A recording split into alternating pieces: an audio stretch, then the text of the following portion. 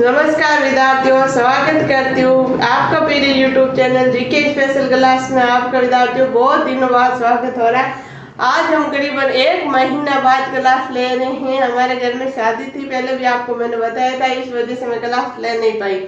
तो विद्यार्थियों अब हम ले रहे हैं कला संस्कृति। कला संस्कृति में आज हम न्यू ही टॉपिक लेंगे, त्योहार व मेले। त्योहार व मेले लेंगे विद्यार्थियों। पिछली क्लास में हमने क्या पढ़ा था? संत संप्रदाय।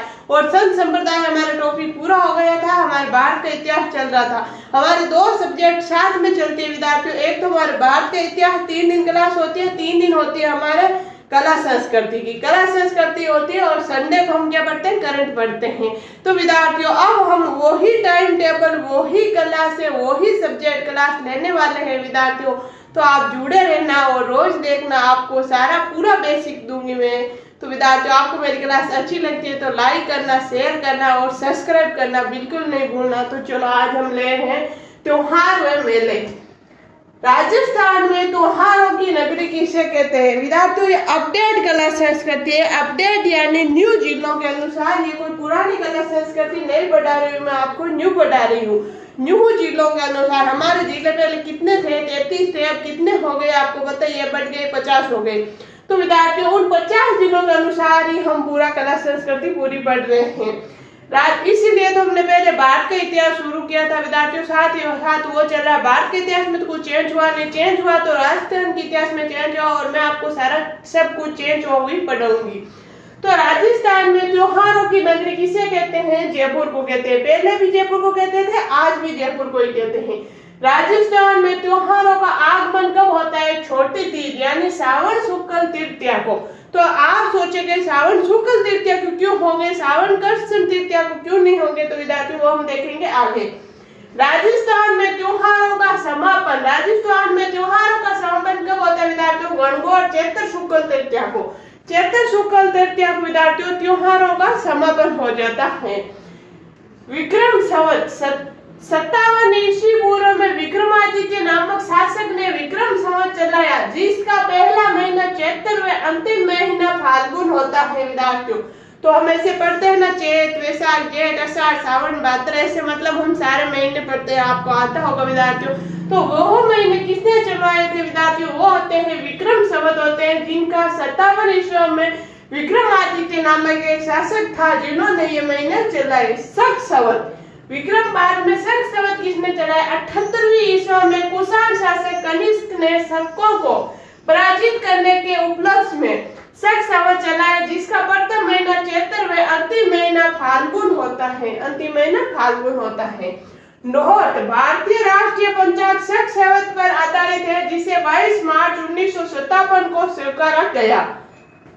ये वेरी मोस्ट बात है विद्यार्थियों। भारतीय राष्ट्रीय पंचांग यानी राष्ट्रीय पंचांग भारत में कौन से महीने किस पे आधारित है? तो शक संवत पे आधारित है, जिसे 22 मार्च 1957 को स्वीकारा गया। किसने स्वीकारा? वो आगे पढ़ लेंगे हम। स्वीकारा गया।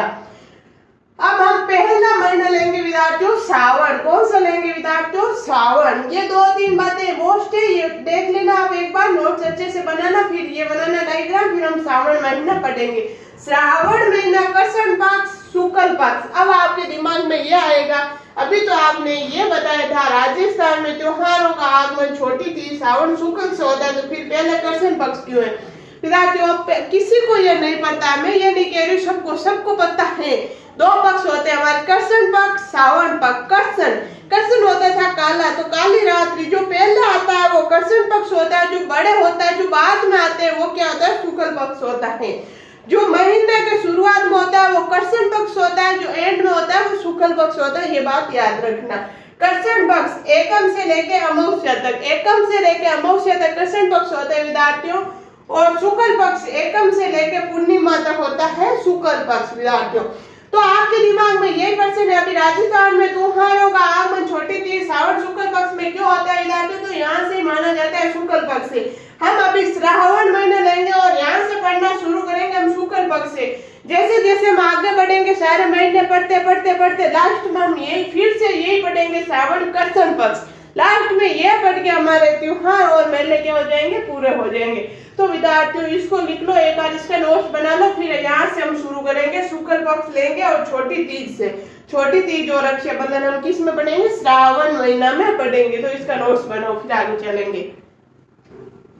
चलो लिखो, त्योहार व मेले। राजस्थान में त्योहारों की नगरी जयपुर। राजस्थान में त्योहारों का आगमन छोटी तीज श्रावण शुक्ल तृतीया। राजस्थान में त्योहारों का समापन गणगौर चैत्र शुक्ल तृतीया।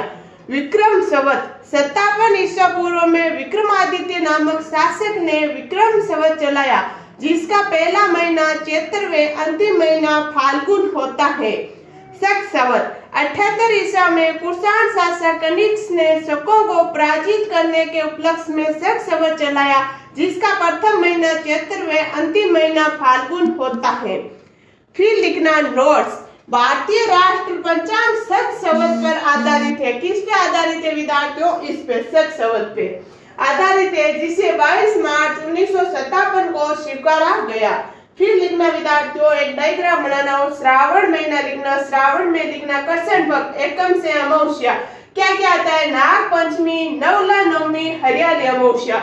शुक्ल पक्ष पूर्णिमा, एकम से पूर्णिमा तक। छोटी तीज और रक्षाबंधन, दो त्योहार इधर आते हैं, तीन इधर आते हैं। नानी है छोरी, इसकी ट्रिक याद रखना विद्यार्थियों, नानी है छोरी। चाहो तो लिख लो, ऐसे मैं मजाक में बता रही हूँ। नानी है छोरी, बूढ़ी नानी आज क्या बन गई? छोरी बन गई, छोटी छोरी बन गई। नानी है छोरी। ना यानी नाग पंचमी, नी यानी नेवला नवमी, है यानी हरियाली अमावस्या, छो यानी छोटी तीज, री यानी रक्षाबंधन। नानी है छोरी, ये ट्रिक याद रखना विद्यार्थियों। तो आपने लिख लिया होगा। चलो अब हम शुरू कर रहे हैं यहाँ से, शुक्ल पक्ष से।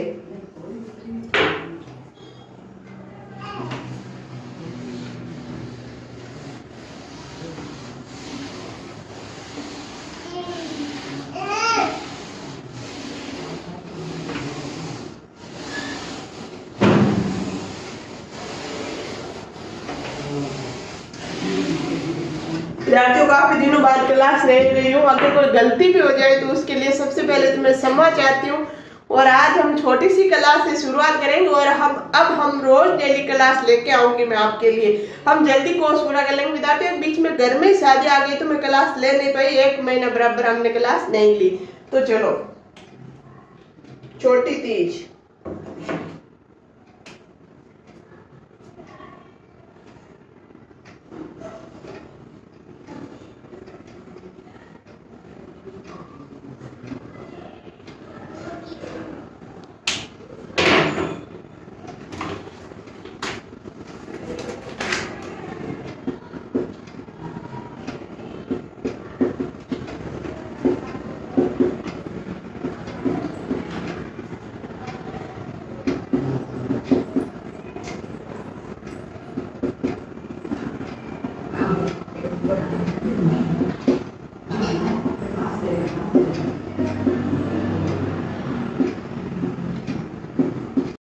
तो आगे देखो विद्यार्थियों, छोटी तीज कब आती है? श्रावण शुक्ल तृतीया को।